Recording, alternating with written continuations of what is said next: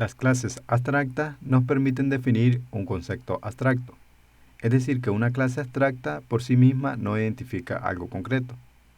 Esta es una de las características más potentes de las clases abstractas. Una clase abstracta no puede ser instanciada directamente.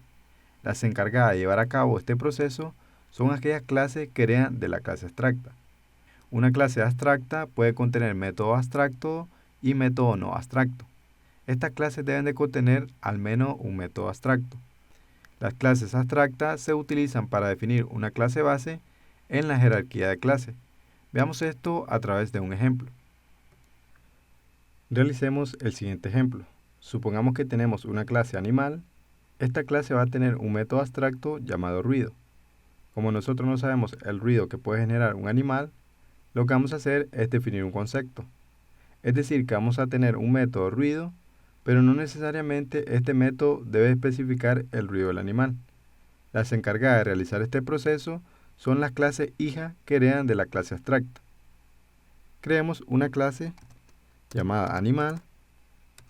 Esta clase la vamos a marcar como una clase abstracta, por lo cual vamos a usar la palabra reservada abstract.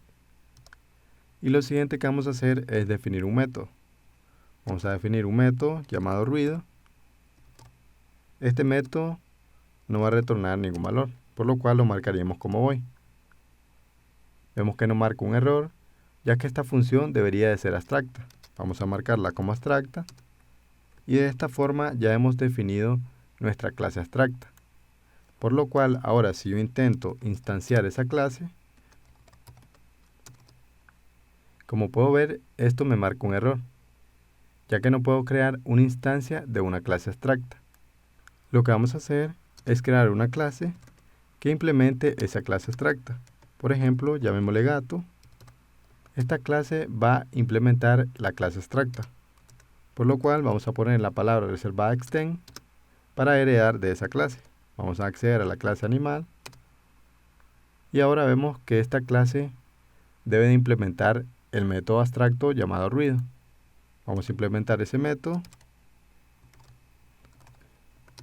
y lo siguiente que haremos es mostrar un mensaje por consola. Por ejemplo, vamos a poner el ruido de un gato, vamos a poner miau.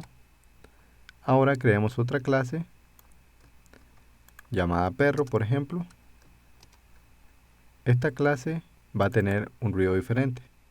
Como podemos apreciar, hemos definido un concepto abstracto y a partir de ese concepto, cada clase realiza su propia implementación del método ruido.